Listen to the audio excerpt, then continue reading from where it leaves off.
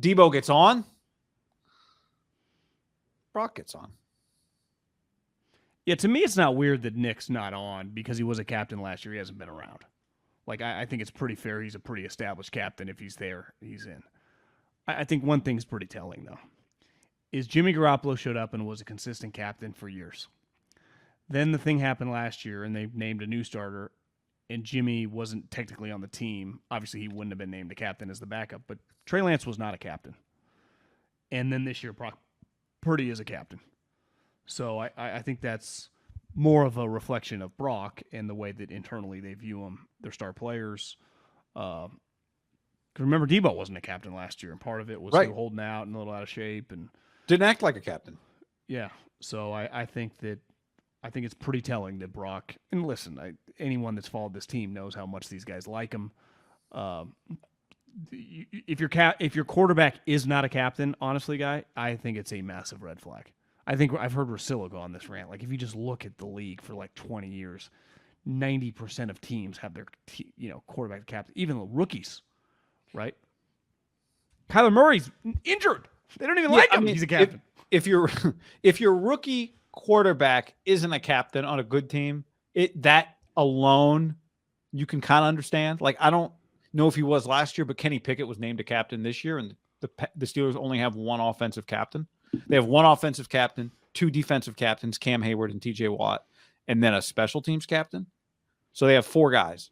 And even Shanahan said today, like, yeah, my preference would just be to have one captain on each side of the ball. Like, keep it simple. But he lets the players vote how they want to vote. And last year he claimed Trey and Deebo would have made it, but there weren't enough. We kept it to 6. But the Niners have always been, it feels like, on the big end of captain groups. I think it's a good time to give you my final Darnold Purdy outlook for the season, because we've talked a lot about it. And I went back and watched some Brock last night. And when you see Brock play in that Buccaneers game, the level of some of the plays he made, the touchdown he throws to McCaffrey that was just ridiculous. He makes this like step up kind of side flip throw the other way to Ayuk. He's taking hits and he is just delivering the ball, and he runs one in and he's screaming. And the level of production, guts, courage, all that he showed that locker room immediately. If he wasn't a captain, it'd be pretty stunning given how much he proved on the field. And for all the stuff I've said about Darnold, and I stand by all of it because he's looked good in this preseason, the likelihood that Darnold can do all the stuff that Brock did last year consistently, the likelihood is low. Now, maybe he plays, and who knows how it all plays out this year. But Brock fits in on a team. You've always said this, like, for a Niner fan, it's hard to fool them. They know what it's supposed to look like. I think for the guys they have on their team, Trent Williams, Nick Bosa, Fred Warner, Kyle Juszczyk, Deebo, Ayuk, even like Juwan Jennings isn't going to be a captain, but you can go to war with that guy, right? They got several guys on their team like that. Mooney Ward, Hufanga. They just got Dre Greenlaw. They've got so many of those guys, Hargrave, who know what it looks like, that there's too many good players for them to charity captain a guy, because there's 10, 11 guys on that team that are worthy of it.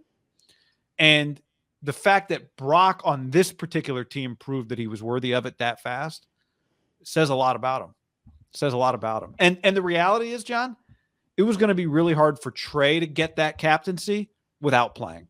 In fact, I don't think you can get it on this team without delivering in big games, because there are so many guys who already have pelts on the wall, right? Yeah, I mean, I just think this situation has been pretty black and white the whole time. The star players believe in who they believe in, and they don't believe in who they don't believe in. And it was pretty clear when it comes to Brock that they believed in him immediately, like from the jump, right? The elite guys.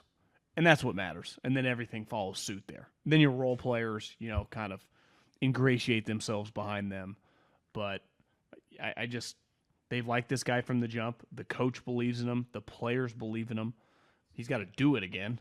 But I think there have been players around the league that guys have believed in that aren't that good. But, yeah, I mean, it doesn't stun me at all. I think it's really more reflective of why the guy they drafted so high is no longer on the team. They don't think he was any good. because being a captain is more about it's less about, obviously you got to do the right things, but look at their captains. I mean, Trent Williams is going to the Hall of Fame. Fred Warner's on a Hall of Fame trajectory. Right. Eric Armstead's like a man of the year, but he's like a 12-year starter in the NFL. Right?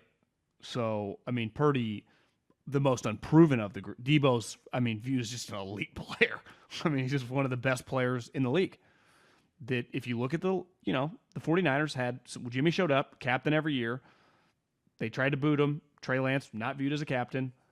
They trade him to the Cowboys. Now Brock Purdy's a captain. It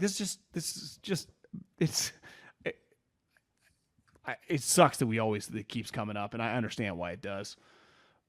And hopefully as the season starts, we just get further and further away, even though I guess they play the Cowboys week 5.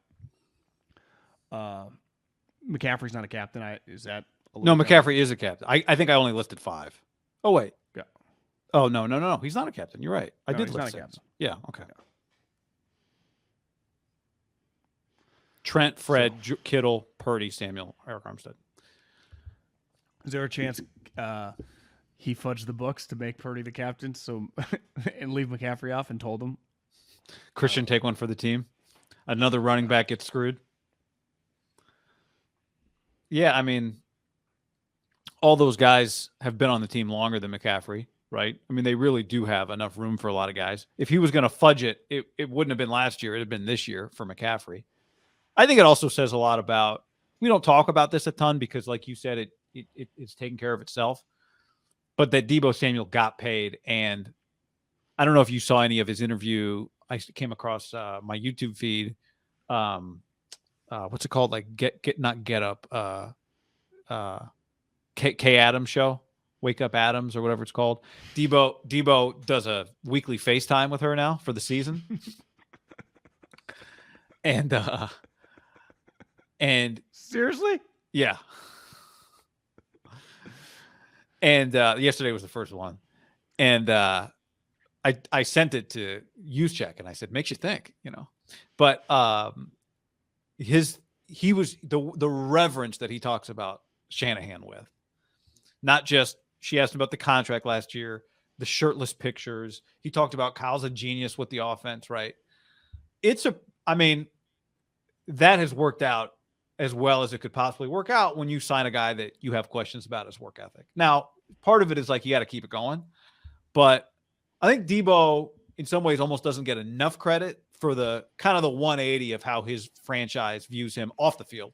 We knew how they viewed him on the field. And maybe part of it is they just have always fundamentally believed he's a good guy, and he's never shown anything to the contrary, right? Money can complicate things.